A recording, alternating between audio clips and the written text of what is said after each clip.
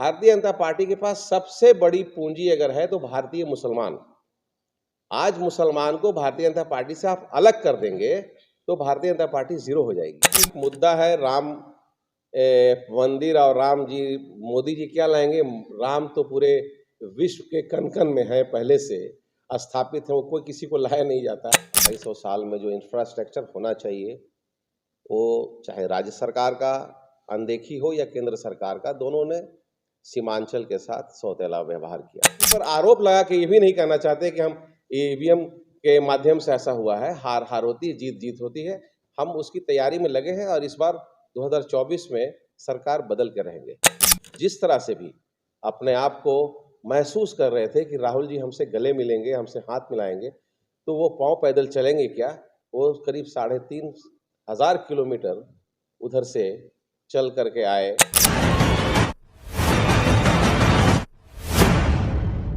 पर आए हुए हैं, आप क्या कहना चाहेंगे?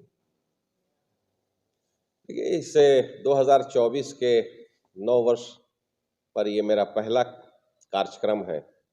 हम सबसे पहले आपको 9 वर्ष की शुभकामनाएं देते हैं कि 2024 आपके जीवन में सुंदर और खुशहाली लाए। बहुत सारी ऐसी समस्या है जो पूर्णिया के लिए है। पूर्णिया मांगे एयरपोर्ट, इस पर जो है विशेष चर्चा चल रही है, इस पर क्या कहना चाहिए? नहीं, ये तो एक लंबित मांग है जिला का।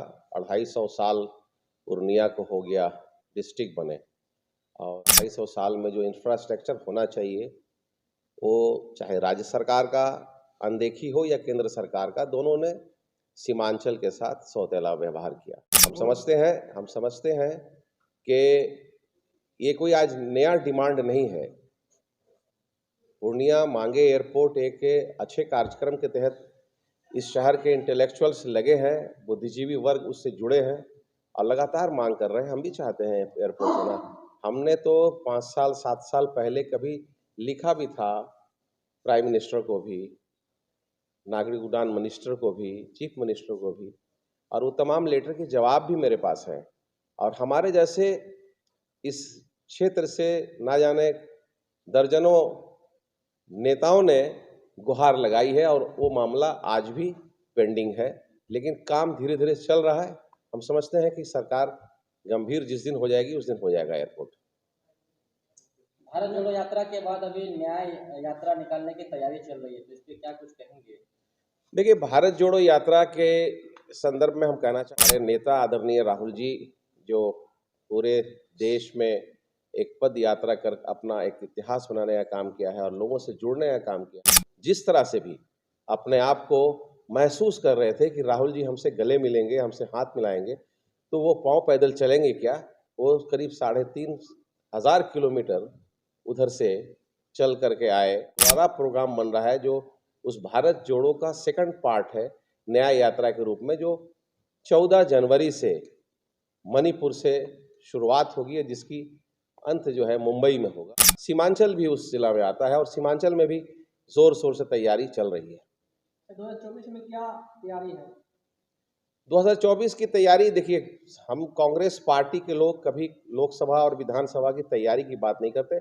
हम देश कैसे तैयार हो, देश कैसे खुशहाल हो, देश में कैसे नौजवानों को बेरोजगारी समाप्त हो, उनको रोजगार मिले, खेतों में पानी पहुंचे, स्कूलों में पठन पाठन की व्यवस्था हो, स्वास्थ्य केंद्रों की अच्छी व्यवस्था हो। कांग्रेस निश्चित रूप से इन्हीं बातों पर अपने आप को खड़ी रखती है और जब चुनाव आते हैं तो चुनाव लड़ने के लिए तैयार रहते हैं। हमारी तैयारी पूरी है।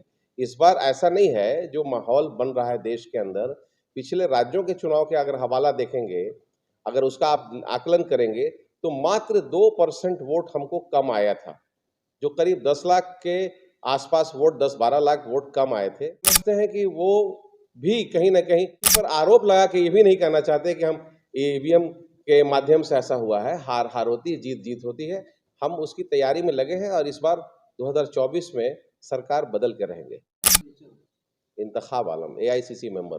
एक और सवाल है सर कि अभी जैसा कि राम मंदिर की तैयारी चल रही है, उसका उद्घाटन होना है और कुछ लोग बता रहे हैं कि मोदी जी ला रहे हैं राम जी को। नहीं, देखिए, एक मुद्दा है राम मंदिर और राम जी, मोदी जी क्या लाएंगे?